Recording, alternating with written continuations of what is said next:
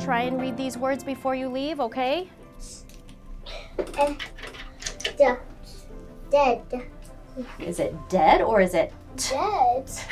That's why we don't want to mix up the t and the d sound, right? Because if you say ted instead of t and put d, it becomes dead, right? When St. Paul Schools heard that we were awarded such a large amount of money to support COVID relief, my supervisor said, we have an opportunity to do something to support instruction in literacy. And I'm thinking the biggest thing that most teachers ask for is time.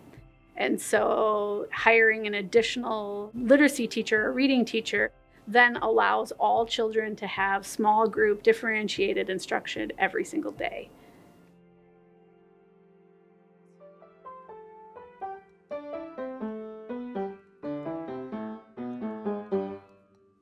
My name is Angela Burcham.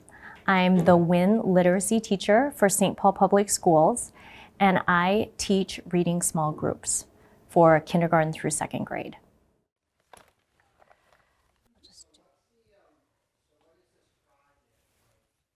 Because watch this. It's gonna be the coolest curl ever. It's gonna be like, look at that.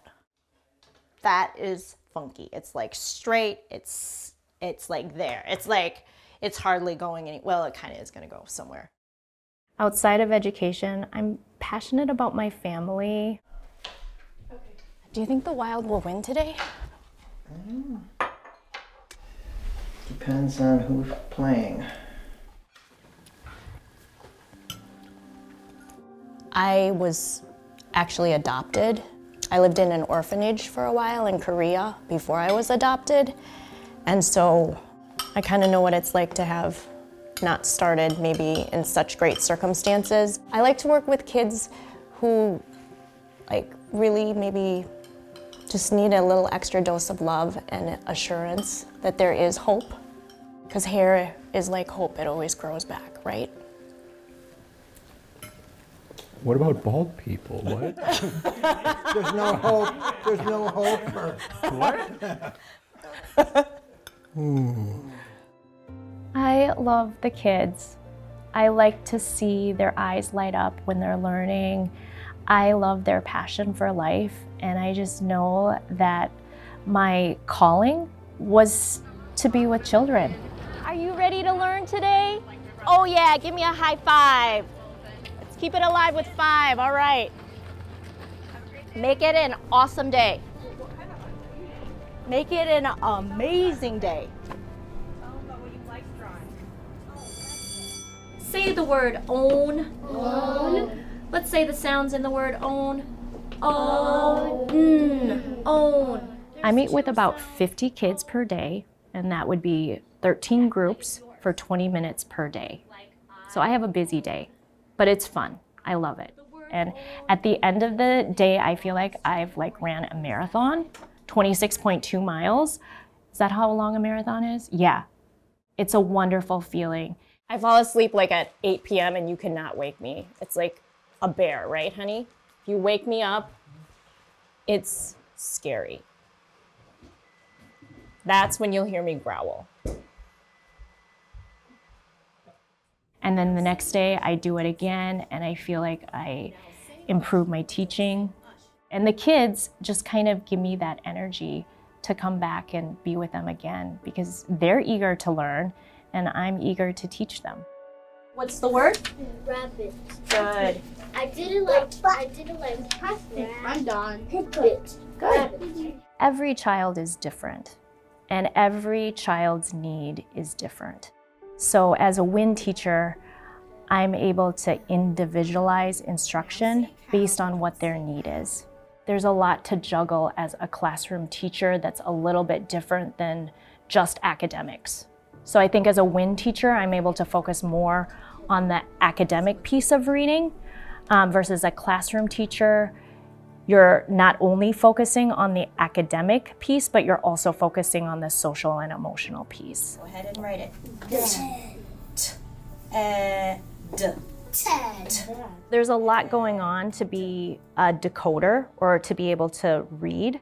You have to be able to understand what you're reading and connect meaning to it. What's the word? Hiccup. Do you know what a hiccup is? Yeah. What's a hiccup? When I'm asking them to do a new skill that is something they've never done before, it's kind of a little bit scary, and so you kind of feel a little bit shy until you feel more confident. All right, your word. Say the word hose. Hose. Hose. Hose. Now say hose, but don't say h. Hose. Now say hose, but don't say O's. Now say hose, but instead of h, say mm. Hose. Hose. What is it? Nose. Nose, you're right. Good job. Each student, they have their own attitude, their own mind.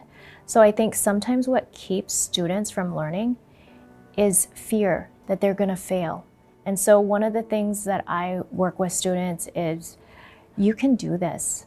You can do this. I have full confidence that you can do this, and I want them to know that they're meeting with me not because I think they can't read, but because I believe they can read and they can do the work. The external thing, we can always make excuses for ourselves. Their home life, their attendance, their language. And at the end of the day, our situation is the way it is, and we can only do the best at what we can do. The drive that each student carries within themselves carries them a long way.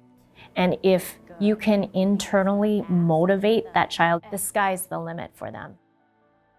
The school year has been great. Many of my students came to me without knowing letter names or sounds, and what I'm seeing is they are able to read independently and decode words on their own, which for me is progress, because that's what we want at the end of the day. I don't want to be able to be their crutch.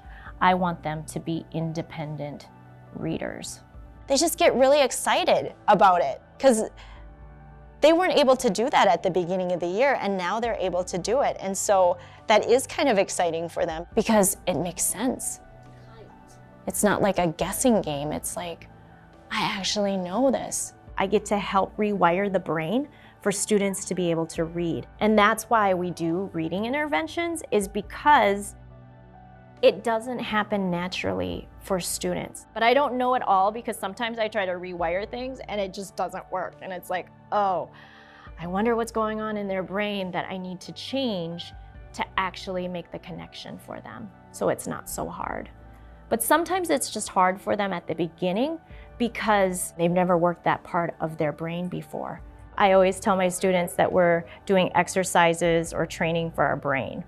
And they love that. They're like, I think my brain is growing. Mrs. Bertram, I think my brain is growing. I can feel it. I feel it. They're super cute.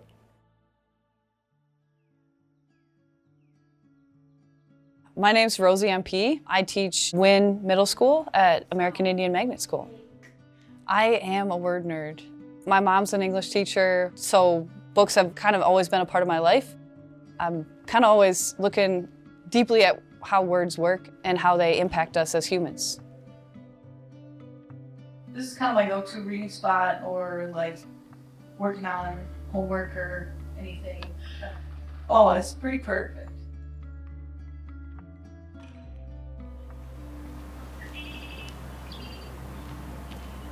Yeah, we're chill. We're very chill. Mostly chill. He's very chill.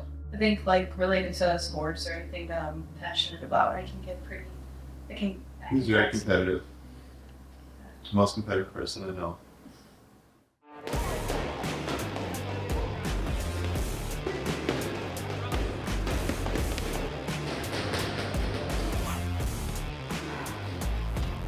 Just like with reading, the more you practice anything, the better you get.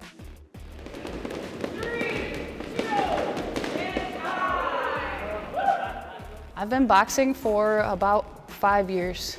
It's a great lesson for me as a teacher to pass on to kids that When something's tough, sometimes the only way through is by leaning in.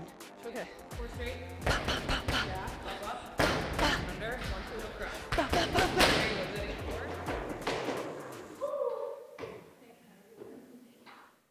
So this whole series is from a middle school.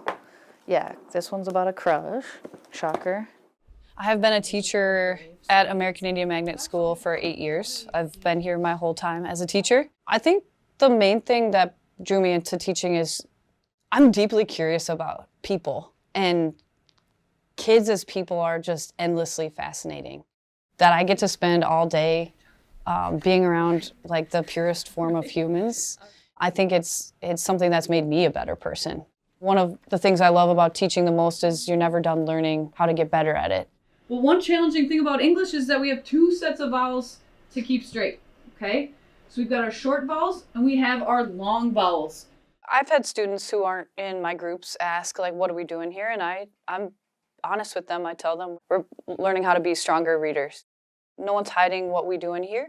And to me, there's a million reasons why students may not have what they need as far as reading goes at this age. And almost all of them are things we can fix. This is a place where we find those pieces that are missing and we give them to kids. Read. Shine. You guys shine. Awesome job. The way I see it, literacy is just intertwined with so much of daily life. If I take a middle schooler's current life, they're moving from class to class, being exposed to lots of vocabulary that's, subject specific. They're being asked to take in information, process it, produce information, and without the skills to be able to read, comprehend, and write, each of those moments becomes a stressful situation. I think about like a student, who's out to sea, and instead of asking for a life raft, they're just trying to tread water. There's an urgency in middle school to really equip kids with the things they need to succeed as they become more independent, both in school and outside of school. That can be a challenge. And I think there's also a challenge of knowing we can only give one piece at a time. There's a lot of different threads to reading that need to come together in a student's mind. So just having the patience to put one piece in and trusting that students are gonna be on a road with a lot of other helpful adults that will augment what we've begun here. What has become very clear to me is that every reader is a different combination of strengths and needs, and every student needs to be understood before even those pieces can really fit into their why. I can be perfect at the curriculum, but if I don't know my student, it won't matter. Relationships are the foundation, and then my ability to connect a student to the type of learning they need and set a pace that feels challenging without being stressful is kind of the rhythm that needs to happen. There are students that it's been 2.5 years and they've completely transformed because it took a little longer. The path kind of wove and we were figuring each other out. Read. Does anyone know what this word means? A swine is another word for a pig, okay? So we're gonna be hearing about swine in our reading today. Swine, nice job. So just notice, even though you didn't know this word, you knew how to say it, okay? That's powerful, that's what shows how much you're growing. If we were just to give students things that are cut and dry and say, sound this out, and this one breaks the rules, so don't worry about that one. Their greatest, most beautiful question is why? What I'd like this to be is like where they're walking around school knowing a lot more about the language than even their teachers do. So for example, we've been focusing lately on how English is a language that's borrowed words from lots of languages. People say English breaks the rules and English doesn't have a rhyme or reason. And that's not actually true. It's because we have so many influences from other languages. So we're doing a culture fair project right now on all the place names in Minnesota that are really Dakota words. So they're not just walking out with basic skills, but they're walking out feeling like they're experts on language and experts on how words work. Big Excellent. hands. Wait. Nailed it. Trust yourself. You got this.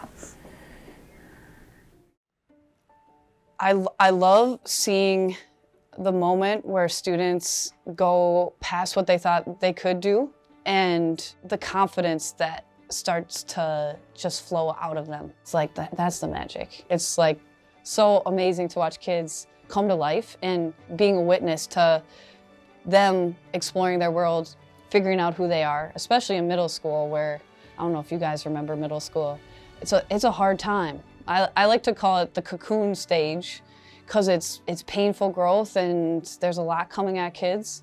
And in this moment, they start to take their first adult steps. And watching kids make those first steps is, I don't know, it's incredible. Saying its name, E. School, if we're doing our job right, prepares kids to step into a bigger world, whatever world they choose. And one thing I tell kids in this room is there's a love of reading and I hope that they reach it. But before that, I just want them to feel confident about reading and feel secure in their abilities to read so that whatever door they want to open, they can. What we're doing, it matters. It changes how their brain thinks. It changes how their brain processes information, especially when they're reading, and it changes their thinking. And that's what's the beauty of like school, is the kids get to come here and they have a whole team of people that are there to help. It takes a village to get a child where they need to be in their journey. It's a complete collaboration, like an orchestra maybe.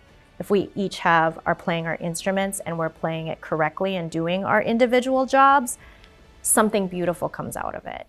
And that's what I love so much, is like, it's just not me. I'm just like one little snippet in the school of something greater to help the kids. I'm just like maybe the drum, and that's kind of boring, or maybe like the flute, which is kind of like, I don't want to be the flute. The saxophone, I like the saxophone. I'd be the saxophone.